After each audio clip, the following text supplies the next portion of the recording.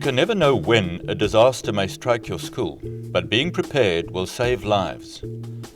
Emergencies are unpredictable, and having plans in place for when they occur can be the determining factor when it comes to limiting pain and destruction. Whether the disaster is a fire, bomb scare, or shooting, having plans in place and being prepared tends to reduce the level of panic and hence promote a calm and orderly approach to evacuating the premises and dealing with the problem.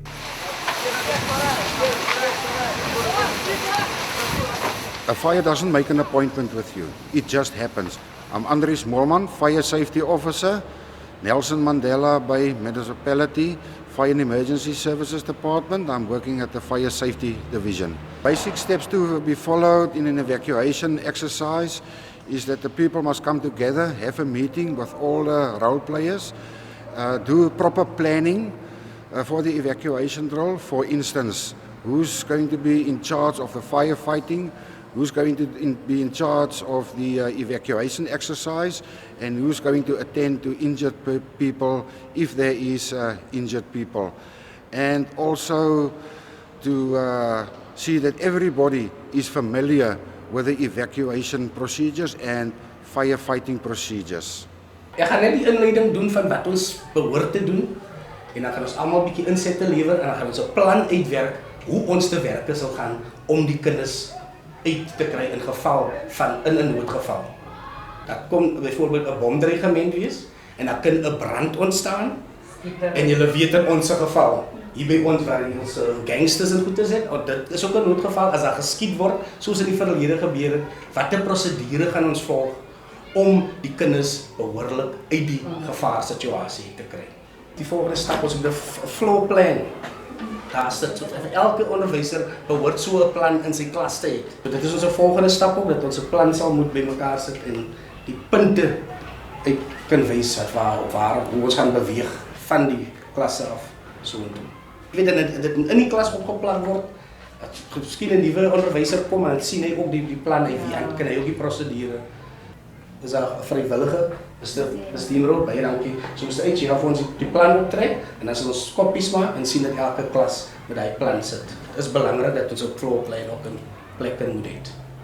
They can appoint people and then they can be trained as fire marshals, firefighters and first aiders. They must be familiarized with the evacuation procedures, so if something happens, an emergency occurs, that they exactly know what to do in that emergency situation.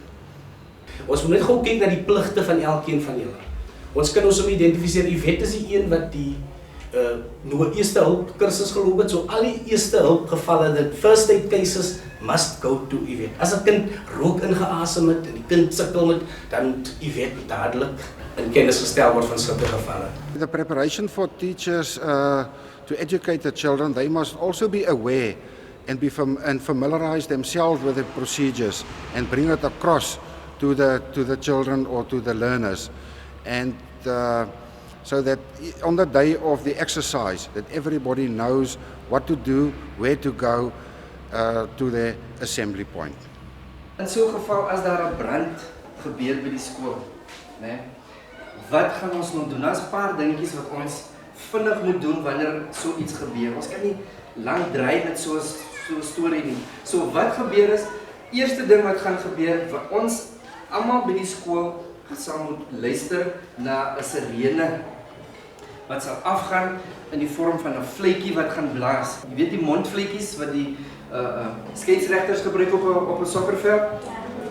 Daardie vlet, as jy dit hoor, dan weet ons daar is gevaar en nou moet ons vinnig speel. Ons kan ons nou nie dry nie, né?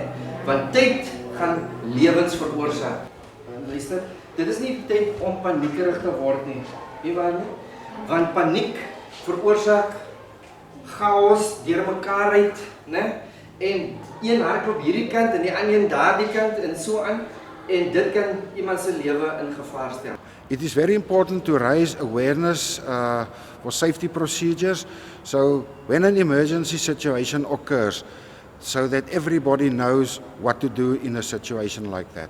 So die eerste ding wat ons dan doen is ons staan ordelik, 'n ry te vorm, seuns en dogters. Wil julle moet onthou wat ons gaan doen, want ek gaan vir jou vra en jy moet onthou. ons gaan ons nou nie hardloop nie, nie waar nie?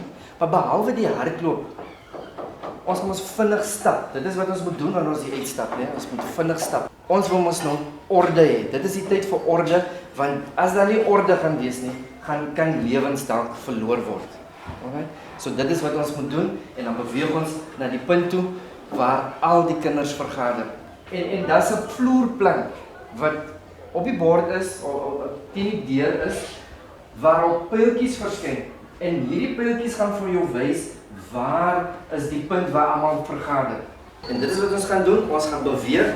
Hiervandaan stap ons ordelik, vinnig, so vinnig as moontlik tot by daardie hoek, om die hoek tot na die veld toe, om weg te beweeg van waar die brand plaasvind.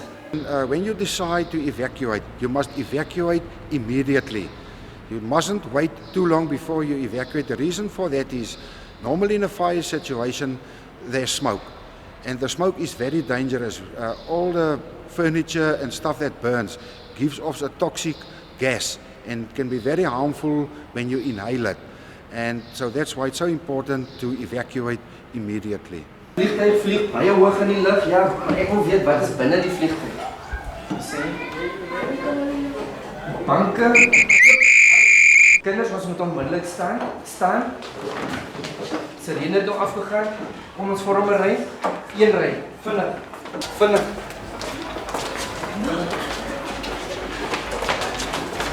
While you're busy evacuating, on your way out, you try and close doors and windows if possible, just to prevent fresh air coming into the building to fan the fire. Once you're outside at your assembly point, you stay in groups. You stay in groups so that roll call can be taken to see that everybody is accounted for. And once you're outside, you stay outside.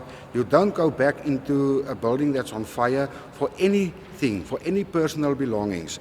You only can return to your building if the fire department declares the building safe.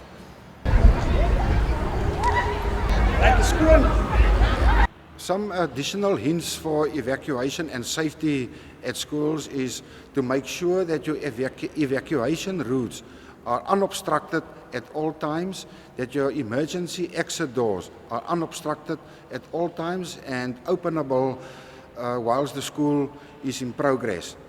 For security reasons, the doors must be locked, but the key must be available at the door in a break glass box, so that you can get to the key if there's an emergency situation and open the door immediately. I have attended a lot of emergency situations at schools. I have seen that when a school is well prepared and follows correct procedures, there has been very few critical injuries to learners as well as teachers. The damage to school property is also limited because the fire department can focus on dealing with the problem. I would like to urge all schools to take seriously the need to maintain awareness of safety rules and to practice evacuation procedures at least twice a year. Remember, a good plan today is better than a perfect plan tomorrow.